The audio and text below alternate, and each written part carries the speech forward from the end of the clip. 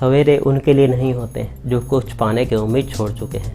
उजाले तो उनके लिए होते हैं जो जीवन में बार बार हारने के बाद में भी कुछ पाने की उम्मीद रखे हैं। नमस्कार, मैं हूँ आरजे नितिन। earlybird.com पर आपका स्वागत है। दोस्तों, आज की जो मैं आपको स्टोरी सुना रहा हूँ वो स्टोरी एक छोटे राज्य की है। इस छोटे राज्य के ऊपर किसी बड़े राज्य ने आक्रमण कर दिया।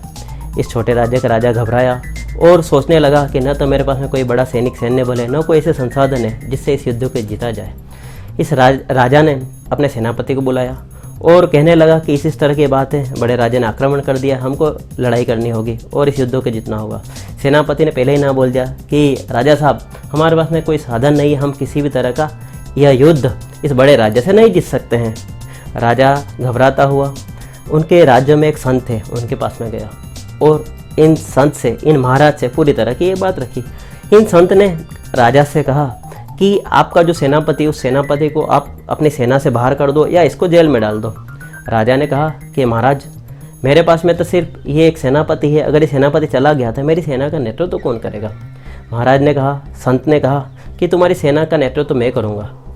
राजा मन ही मन सोचने लगा कि न तो इन संत को किसी तरह का सेना के नेतृत्व करने का अनुभव है, न इन्होंने कभी किसी युद्ध के अंदर कोई पार्टिसिपेट किया है, न तो ये घोड़े पर भी किसी तरह से बैठ सकते हैं। फिर इस राजा के पास में ऑप्शन तो एक ही था और इस संत को अपनी सेना का सेनापति बनाया गया। अपनी सेना को लेकर संत हैं, महाराज हैं, वो युद्ध के मैदान में जा रहे थे।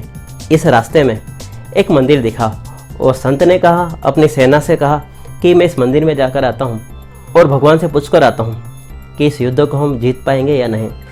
सेना ने कहा कि महाराज, आप भगवान से किस तरह से बात करेंगे और भगवान हमको कैसे बता पाएंगे कि युद्ध को हम जीतेंगे या नहीं जीतेंगे।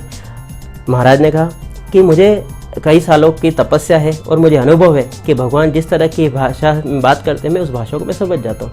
सेना कहा ठीक है, आप जाइए, हम यहाँ पर ही आपका इंतज़ार करते हैं। महाराज वो संत मंदिर में गए हैं। वो कुछ देर के बाद में नीचे आए, मंदिर से बाहर आए। तब सेना ने पूछा कि भगवान ने आपको किस तरह की क्या बात कही, क्या आदेश दिया। तब संत ने कहा कि भगवान ने कहा कि रात के समय में अगर आपको इस मंदिर से उजाला निकलता हुआ दिखे तो आप इस युद्ध को जीत जाएंगे। ठीक है। सेना ने रात का इंतज़ार किया। धीरे धीरे रात हुई, वो उजाला होता हुआ दिखा। सेना मन ही मन खुश हुई और इस युद्ध के पहले ही इस सेना ने इस युद्ध को जीता हुआ माना और सेलिब्रेट करने की लगी।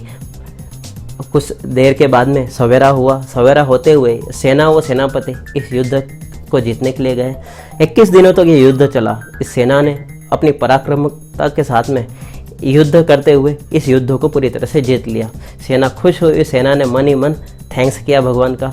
फिर वापस यह सेना व सेनापति इस रास्ते से वापस राज्य की तरफ आ रहे थे।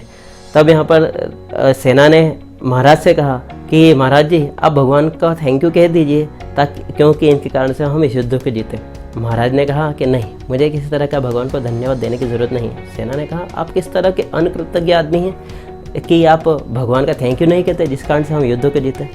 तब संत ने कहा कि यह जो आदेश था वो भगवान नहीं दिया था। मैं जब मंदिर में गया था तब मैं यहाँ पर एक दिया लगा के आया था। यह दिया आपको दिन की रोशनी में नहीं दिखाई दे रहा था, मगर जैसे जैसे रात हुई इस दिए की रोशनी मंदिर से बाहर आते हुए देखी और आपको लगा कि भगवान का आदेश है और आपने मन ही मन इस युद्ध को जीता हुआ महसूस किया और इस युद्ध के मैदान में आपने बड़ी आक्रामकता के साथ में युद्ध जीता है। दोस्तों, इसी तरह की बात हमारे जीवन में भी होती रहती है। हम अपने मन से किसी भी तरह को हम हार मान लेते हैं। वो युद्ध करने के पहले ही, किसी परिस्थिति के पहले ही हम अपने आप को हारा हुआ महसूस करते हैं। दोस्तों, मन के हारे हार है, मन के जीते जीते हैं। आओ हम सब मिलकर अपने मन के ऊपर पहले विजय पाए, तब जाकर हम जीवन रूपी इस युद्ध के अंदर हम जीत पाएंगे। दोस्तों, यह छोटी सी स्टोरी है। अगर आपको पसंद आई हो तो आप इसे लाइक कीजिए, शेयर कीजिए और इसको सब्सक्राइब कीजिए। दोस्तों, अभी लॉकडाउन 4 चल रहा है, फिर आपसे वही रिक्वेस्ट, घर में रहिए, सुरक्षित। दोस्तों, अर्ली बर्ड से मैं नितिन। आओ पहले हम दिल जीते और फिर ये जहाँ। मिलते हैं दोस्तों फिर एक नई स्टोरी के साथ में। तब तक के लिए थैंक यू, धन्यवाद, बाय बाय एंड जय हिंद।